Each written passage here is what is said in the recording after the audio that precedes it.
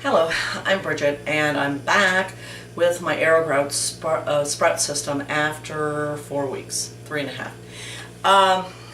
As you can see, the tomatoes have grown insanely large. I've had to raise the light up 3 times, and the peppers are just sprouting on this side. So, and there's some herbs here that are getting overpowered by the tomatoes. The thyme right here is pretty hard to see. So we need to transplant these tomatoes out of the sprout system and replant that side of the Aerogarden with something else.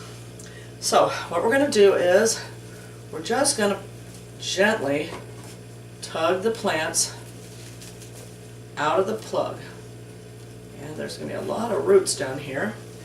Now I've got about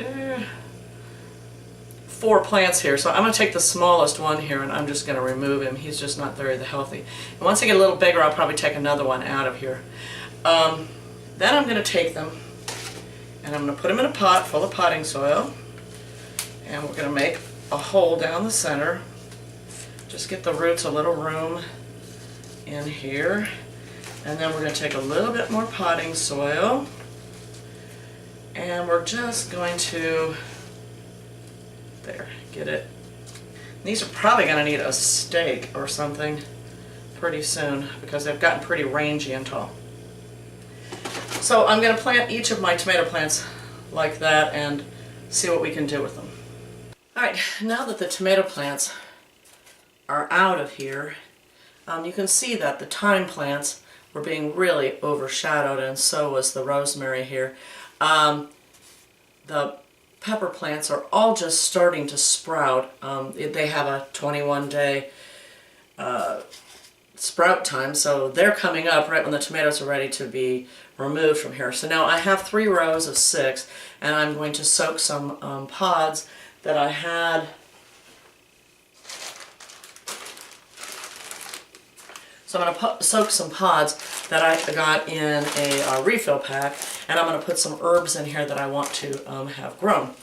I've taken the tomatoes that I pulled out and put into the pots, and because they're now no longer supporting each other, they're pretty limp. So I'm going to put some sticks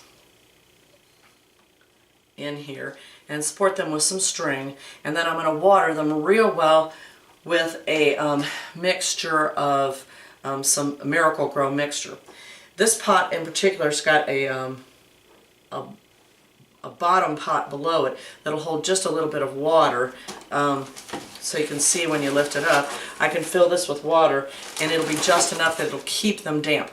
Because these just came out of the sprouter where they were wet 24/7, you need to make sure these guys don't dry out because they really will hurt them. Alright, this is my 6 Roma tomato plants. They're in the self-watering pot, and I'm going to take them and put them under a plant lamp. If you have a really sunny location in your house, that would be ideal. If you don't have a sunny location, then a plant lamp might be what you're going to need. I bought a plant bulb and a screw-in reflector fixture and just have it up there, and I'll have it on maybe 6 or 7 hours a day, maybe a little longer, so that it gets full sun part of the day. Alright, my first tray of Romas obviously are in my self-watering tray. I got the self-watering tray one spring when I was buying some plants, and I've just reused it. They're kind of hard to find. Some of the garden supplies sell them. If you don't have a self-watering tray, you can make something yourself. This particular tray is a under-the-bed storage plastic tub, and you can either put a store-bought capillary mat that it's like a gel-filled mat, or another option people say is to put baby diapers that are gel-filled baby diapers on the bottom of it. I just used a insulation mat that I got in my HelloFresh that's about 1 inch thick tray mat, and filled it with water.